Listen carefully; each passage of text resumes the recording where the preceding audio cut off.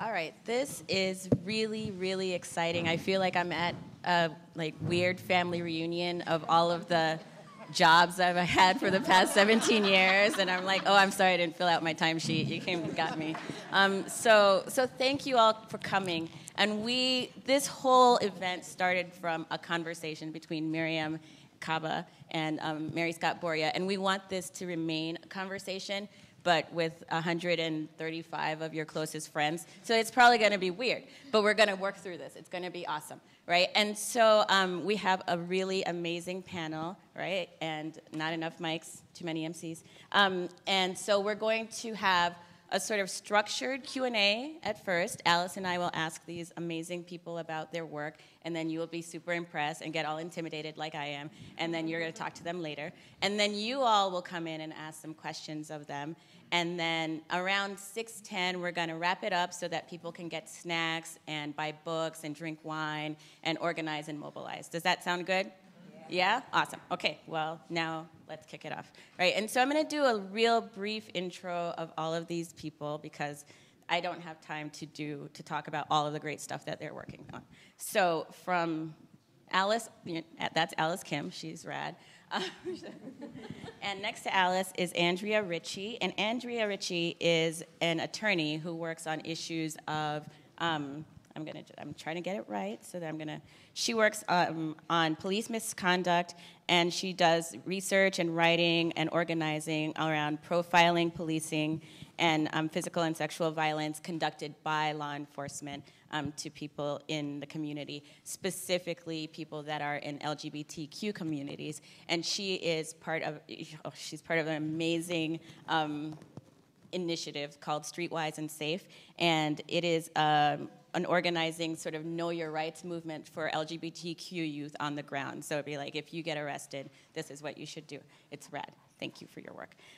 Miriam Kaba is a rock star, and she has been working in Chicago for multiple decades now, and she has multiple decades. I have.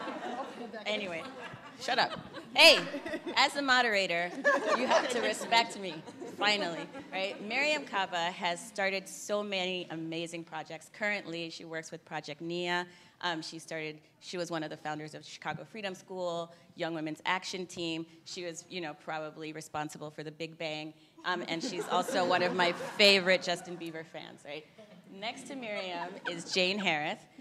You see, people were learning. It's like a family.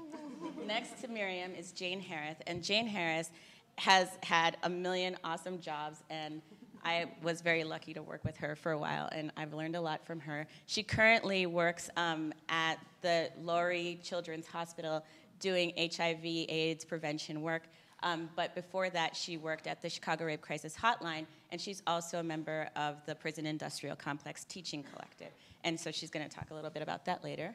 Next to Jane is Sharmili Majmudar, who she's one of the founders of Chicago Insight. She currently is the executive director of Rape Victim Advocates, which is one of the biggest rape crisis centers in the city that provides services to survivors all over the city, over 11 hospitals you serve, right? And she is also really active in working in Asian Pacific Island communities, talking about sort of LGBTQ issues and the intersection of sexual domestic violence, LGBTQ issues, and art practice.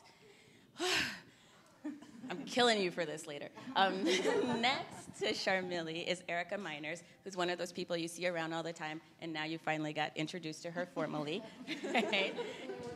I know, right? She wore an awesome shirt. I was going to wear one just like that. And she is a professor of gender and women's studies, education, Latino American studies, etc., at Northeastern Illinois University. And she does a lot of work around anti-militarization, especially in schools. She does a lot of school to prison pipeline work. And she also works around issues of LGBTQ youth. And awesome shit. And then this is Mary Scott Boria, who, right? I know, right? One of my kids. we're going to talk about her kids in a minute. Mary Scott Boria has been really active in Chicago activist communities since the 60s. She was a Black Panther. She was one of the first people doing sort of anti-violence coalition building, you know, in the 80s, you know. And, right? I got that right? Yeah, I am that old. You're wonderful. And she currently works for the Midwest College Association, right? And she really helps these young people find their social justice voice, and then she makes them do great projects. She is the mother of 5 and the grandmother of 9, and she is a badass crafter, right? So now that you know everybody, I'm Rachel. Hi. Hey, girl. Hey. We're going to ask some questions. And I'm going to start it off because I have control issues, right? So, Mary Scott Boria. Remember how I said I was going to pick on you? Yeah. No? Told you.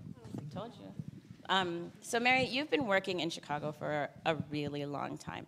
And we talked a little bit about how sort of early in the movement, women of color were in leadership positions. And as sort of anti-violence programs got more state funding, got more quote-unquote legitimate, we saw a lot of women of color leadership kind of get pushed out, right? And so how was that connected? How do you see those connections between sort of like the pushing out of the leadership of women of color and this rise on the reliance of, you know, sending people to jail, the prison nation, that sort of thing?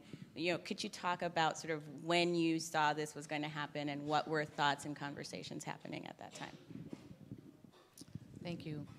So before I do that, I just want to thank you, Beth, for giving voice to the experiences of so many women and so many activists for so long. And I also don't sit here as an individual that's done a lot of work. I sit here, and there are many, many women who are sitting on my shoulder. Jamie's sitting over there in the corner. Barbara's sitting over there in the back. Beryl Fitzpatrick, Toy Green, Denise Snyder, Phyllis Panisse. These are all women who, in the 80s, you know, saw that the issue of sexual assault was rising in prominence in many ways as a result of a lot of the work that women had done around the legislation. The 80s saw a real significant shift in the sexual assault and domestic laws in Illinois.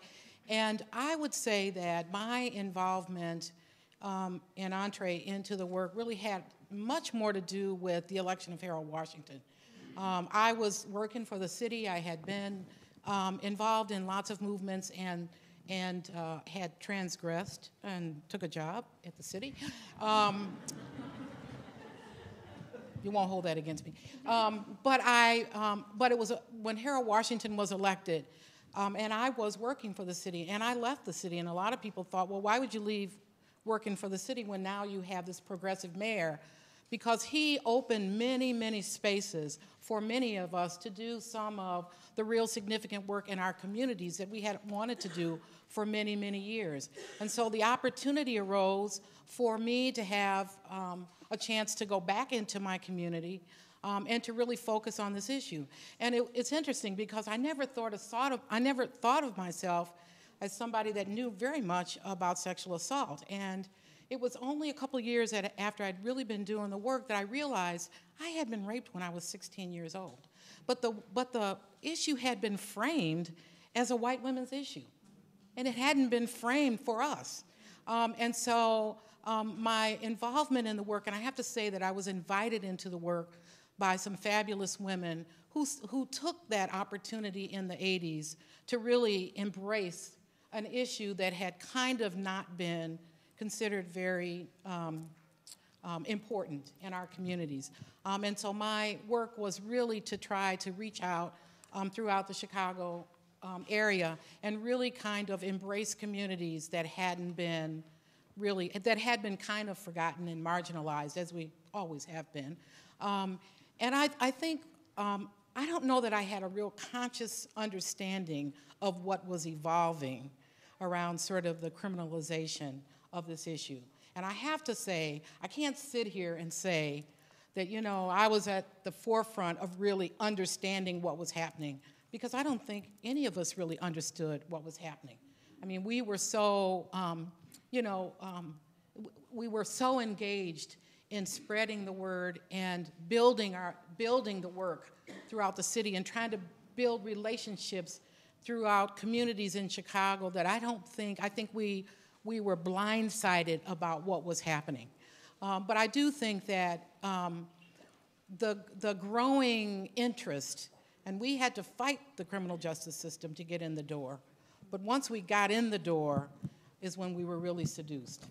And so I think that my experience of really understanding how the mainstreaming of a movement, both in the criminal justice end as well as sort of the professionalization end, is something that I think, began to see happening. And I can't say that I left the work at that time because of that, but I can say that I left the work because I saw that we were still marginalized. And even though there was sort of this growing interest and emphasis on and sexual assault, particularly sexual assault and domestic violence, being an issue that was very publicly acknowledged, our communities were still very marginalized.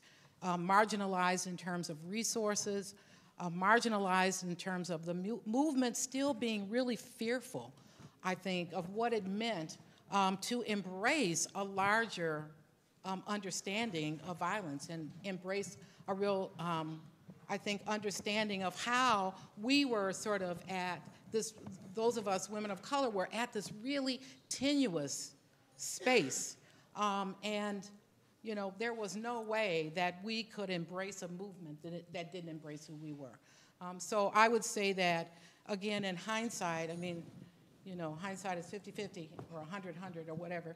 I don't know that we saw it coming at that point. I think all we were trying to do was, number one, protect the integrity of our communities, and number two, make sure that the women in our communities were well served. Thank you. Awesome. Thank you. I'm going to follow up with that later. But right now, I kind of want to follow up with Sharmili because sort of having this, thank you, historical framework of like women of color, you know, you are women of color in leadership now in this field, and you've also been part of really radical organizations that have very cogent critiques of the criminal legal system, yet as people who work in rape crisis centers know, we really rely heavily like on the criminal justice system as a resource for survivors. And so I was wondering how you sort of toe that line and what sort of spaces you make in your work for holding those things in the same hand and sort of pushing the sort of establishment closer to, I don't want to say our side, but our side.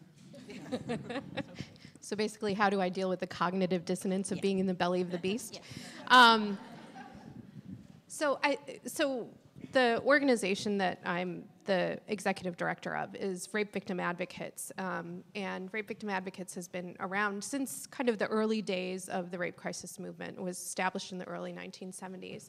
And I think one of the things that really distinguishes RVA is that it has always had volunteer work at its heart and at its center. So for the large part of its organizational life, it was completely volunteer run, and it completely still has volunteers at the center of the actual work that's been done. So it's not volunteer work that's supporting other people doing kind of direct service, but rather it is about volunteers and people from communities who are actually responding to people in crisis. And it, you know, we have staff and we go beyond that. But I think that when I first came to RVA, what attracted me to it was the fact that it had a reputation of pissing people off. I mean, it wasn't, you know, and I don't mean that in a self-righteous way, in a like pat yourself on the back for pissing people off kind of way, but rather in the sense that it was an organization that held space for people to ask hard questions and to push back against what was the dominant narrative around doing violence against women-related work.